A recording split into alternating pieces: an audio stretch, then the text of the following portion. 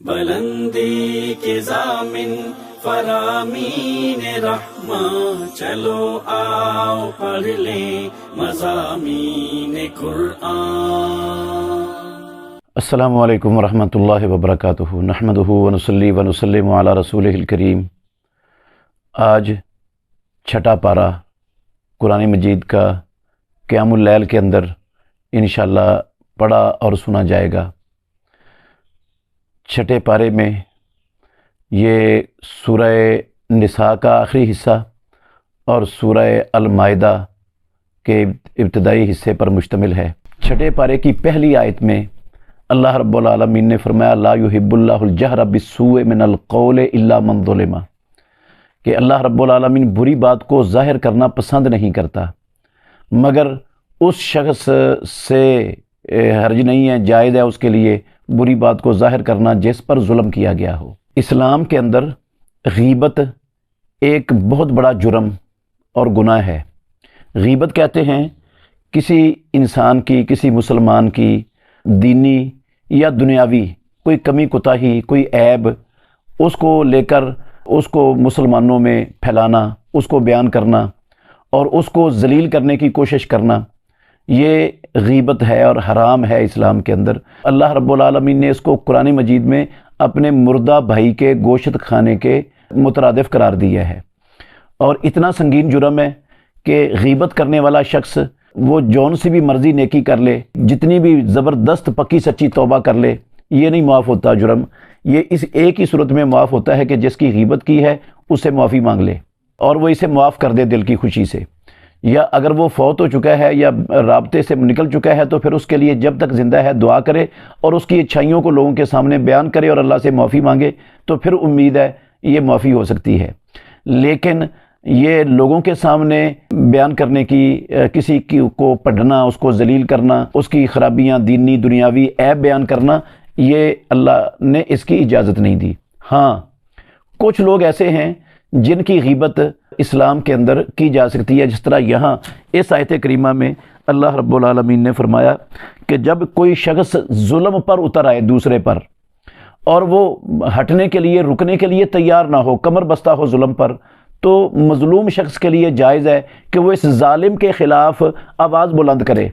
خاص طور پر وہاں پر آواز بلند کرے جہاں پر آواز بلند کرنے سے اس کے ظلم کا مداوع ہو سکے، یا جس کے سامنے آواز بلند کرتا ہے وہ اس ظالم کو ظلم سے روک سکے جو ظلم پر کمر بستہ ہو چکا ہے۔ تو اس کے خلاف اسلام نے، اللہ رب العالمین نے اس آیت کریمہ میں آواز کو بلند کرنے کی اجازت دی ہے اور اس کو جائز قرار دیا ہے۔ اور دوسرا ہے لوگوں کو کسی کے شر سے، کسی کے ظلم سے، زیادتی سے بچانے کے لیے ایک ظالم ہے شخص، شریر ہے، اس کا نقصان مسلمانوں کو پہنچ سکتا ہے، تو مسلمانوں کو اس کے شر سے، اس کی نقصان سے، اس کے ظلم سے، زیادتی سے بچانے کے لیے اس کے عیب بیان کیے جا سکتے ہیں۔ یہ جو محدثین نے احادیث کے راویوں پر جرح کیا نا، وہ اسی کے اندر آتی ہے، کیونکہ ضعیف حدیثیں بیان کرنا، موضوع حدیثیں بیان کرنا، یہ امت پر ظلم ہے، اسلام پر بھی ظلم ہے، امت پر بھی ظلم ہے، اور ایسے لوگوں کی نشاندہی ضروری ہے کہ تاکہ لوگ ان کے ظلم سے بچ جائیں اور اپنے ایمان کو، اپنے عقیدے کو بچا لیں۔ اسی میں وہ لوگ آتے ہیں جو اسلام کا لبادہ اوڑھے ہوئے، عبداللہ بن سبا یہودی کا مشن اختیار کیے ہوئے مسلمانوں میں انتشار، افتراق پھیلانے کا عمل کرتے ہیں، احادیث کی باطل تعویلیں کرتے ہیں، قرآن کی باطل تعویلیں کرتے ہیں، قرآن و حدیث میں تحریف سے بھی گریز نہیں کرتے، اور لوگ ان کی زبان میں جو ہے نا وہ تاثیر بھی موجود ہے، لوگ ان کی بات سنتے ہیں۔ تو آپ کو اگر علم ہے کہ وہ لوگوں کو گمراہ کر دیں گے، ان کو عقیدہ توحید سے محروم کر دیں گے، سنت سے دور کر دیں گے، اسلام سے دور کر دیں گے، بیزار کر دیں گے، تو ایسے لوگوں کے ظلم کو، ان کی خرابیوں کو، ان کے عیبوں کو بیان کر کے لوگوں کو ان کے شر سے اور ان کے ظلم سے بچانا، یہ بھی اسلام کے اندر جائز ہے، اس کی اجازت ہے۔ اسی طرح ایک شخص اپنے پاس وسعت کے باوجود وہ جس بندے کا اس کے پاس حق ہے وہ حق دیتا ہی نہیں، تو حقدار کو اس کا حق پہنچانے کے لیے تیار ہی نہیں، جبکہ یہ دے سکتا ہے، اس کے پاس استطاعت موجود ہے، تو اس بندے کے عیب کو بھی ظلم کو بھی بیان کرنا جائز ہے۔ رسول اللہ صلی اللہ علیہ وسلم کا فرمان ہے مطل الغنی یحل عرضہ و عقوبتہ، غنی آدمی کا ٹال مٹول کرنا، مستحق کو اس کا حق نہ دینا، حقدار کو، یہ اس کی عزت کو بھی حلال کر دیتا ہے، اس کی سزا کو بھی حلال کر دیتا ہے۔ جو زیادتی میں پہل کرتا ہے کسی پر، جو زیادتی میں پہل کرنے والا ہے، اس شخص کی زیادتی کی وجہ سے جو دوسرا بندہ ہے وہ اس کو جواب دینا جائز ہے۔ زیادتی میں پہل کرنے والے کو جواب دینا اسلام کے اندر جائز ہے۔ جب وہ جواب دے گا زیادتی کرنے والے کو اس کی زیادتی پر، تو رسول اللہ صلی اللہ علیہ وسلم نے فرمایا المستبان ما قالا فعلی البادی منہما ما لم یعتد المظلوم، کہ دو گالی گلوچ کرنے والے جو انہوں نے کہا جب تک وہ دوسرا جو شروع کرنے والا ہے نا، سارا گناہ اس شروع کرنے والے پر، ابتدا کرنے والے پر ہے، جب تک وہ جس پر زیادتی ہوئی ہے وہ زیادتی نہیں کرتا، تو اگر وہ زیادتی نہ کرے اس کے برابر جواب دے دے تو اس کو جواب دینے کی بھی اسلام میں اجازت ہے۔ گناہ سارا اسی پر ہوگا، ان دونوں کے گالی گلوچ کا، اور وہ جو کریں گے۔ یہی اس حدیث سے بھی یہی معلوم ہوتا ہے جو سنن ابو داود میں ہے، ایک بندہ ہمسائے کی وجہ سے تنگ تھا، بار بار نصیحت کرنے کے باوجود وہ ہمسائے کو تنگ کرنے سے باز نہیں آیا، تو رسول اللہ صلی اللہ علیہ وسلم نے اسے اپنا سامان گلی میں رکھنے کا کہہ دیا۔ اس نے گلی میں رکھ لیا، اب سب لوگ گزر رہے ہیں اور وہ لان تان کر رہے ہیں اس بندے پر جس کی وجہ سے اس نے رکھا ہے۔ جب ہر طرف سے لان تان شروع ہوئی نا، اس کی ذلت رسوائی شروع ہوئی، تو وہ آ گیا اور کہنے لگا کہ میں آپ کو کبھی تنگ نہیں کروں گا، آ جاؤ مجھے ایک مرتبہ معاف کر دو۔ تو یہ جو ظلم کرنے کی ابتدا کرنے والا ہے اس کے خلاف بھی بندہ بول سکتا ہے، اس کی بھی اسلام میں اجازت دی ہے۔ ایسے ہی جو غیر مسلم ہیں، منافقین ہیں، ان کے عیب لوگوں کو بیان کر کے ان کی شر سے اسلام کو اور مسلمانوں کو بچانا، یہ بھی اسلام کے اندر جائز اور حلال ہے۔ سورہ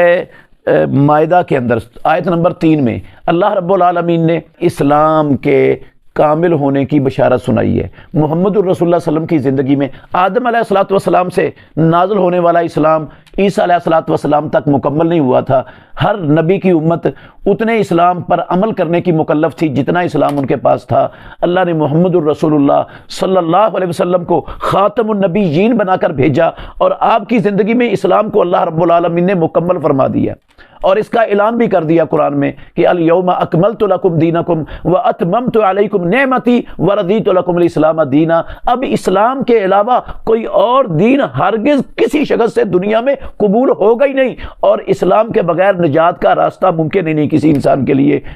جو بھی ہو دنیا میں۔ تو یہ مکمل دین ہو چکا ہے، اور رسول اللہ صلی اللہ علیہ وسلم نے بھی اس کے مکمل ہونے کا اعلان کیا ہے۔ حدیث ہے المعجم الکبیر امام طبرانی کی، پیارے پیغمبر نے فرمایا ما بقی شیء یقرب من الجنت و یبعد من النار الا وقد بین لکم، کوئی چیز بچی ہی نہیں جو انسانوں کو جنت کے قریب اور جہنم سے دور کرتی ہو اور وہ بیان نہ ہوئی ہو، سب کچھ بیان ہو گیا ہے۔ اب مسلمانوں پر لازم ہے اس اللہ کے دین پر عمل پیرا ہوں، اس میں کوئی اضافہ نہ کریں، کوئی ترمیم نہ کریں۔ اگر کوئی اس کو نیکی سمجھ کر، ثواب سمجھ کر کوئی ایسا عمل ایجاد کرتا ہے جس کا کتاب و سنت میں نام و نشان بھی نہیں، تو وہ بدعت کے زمرے میں آتا ہے، اور ایسا بندہ اللہ رب العالمین کے ہاں اس کا عمل قبول نہیں ہے۔ اس کے نفلی عبادتیں اور فرائض کی عبادتیں ساری کی ساری برباد ہونے کا شدید اندیشہ ہے۔ اور پیارے پیغمبر نے کہا من احدث فی امرنا ما لیس منہ فہو رد، جس نے ہمارے اس دین میں کوئی ایسی چیز ایجاد کی جو اس دین میں نہیں ہے فہو رد، تو وہ مردود ہے، اس کے منہ پر دے ماری جائے گی۔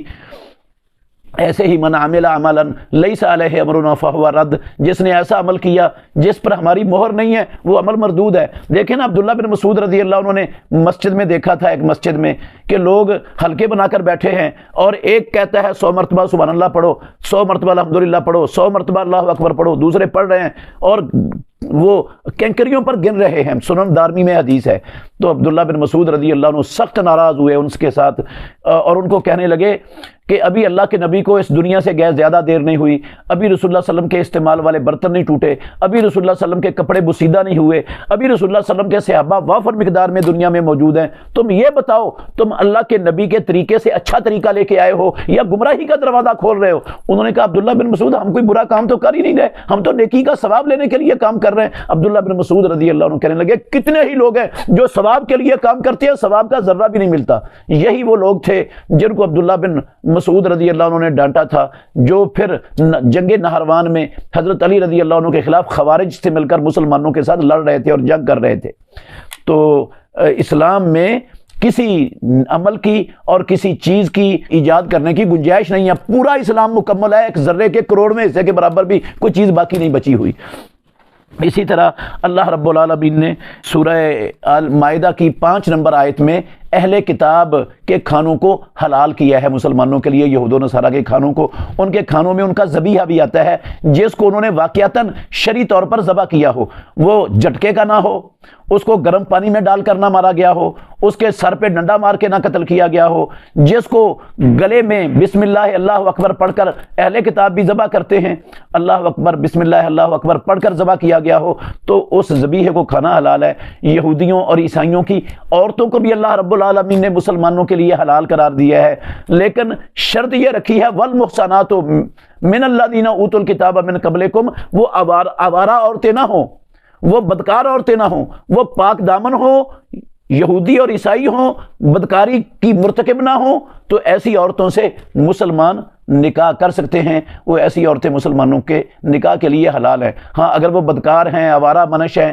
تو پھر ان سے نکاح نہیں کرنا، کیونکہ کفر اور زنا یہ 2 جرائم اکٹھے ہو جائیں گے تو نقصان ہوگا۔ اہل کتاب کی عورتوں سے نکاح اس لیے جائز قرار دیا ہے کہ اہل کتاب کی خواتین سے جب مسلمان نکاح کریں گے تو ان سے جو اولادیں پیدا ہوں گی وہ مسلمان ہوں گی۔ اگر مسلمان ان سے نکاح نہیں کرتے تو جو اولادیں پیدا ہوں گی یہودیوں اور عیسائیوں کی تعداد میں اضافہ ہوگا، تو ایک یہودی عیسائی پیدا کرنے والی مشین بند کر کے اس کو مسلمان پیدا کرنے والی مشین بنا لینا، یہ تو اچھی بات ہے نا۔ اس لیے اللہ رب العالمین نے اجازت دی ہے، حلال کر دیا ہے کہ اہل کتاب سے نکاح جائز ہے۔ 6 نمبر آیت میں سورہ مائدہ کی اللہ نے وضو کا اور غسل کا اور تیمم کا طریقہ بیان کیا ہے۔ میں مختصر بیان کر دیتا ہوں۔ وضو کے لیے جو ہے نا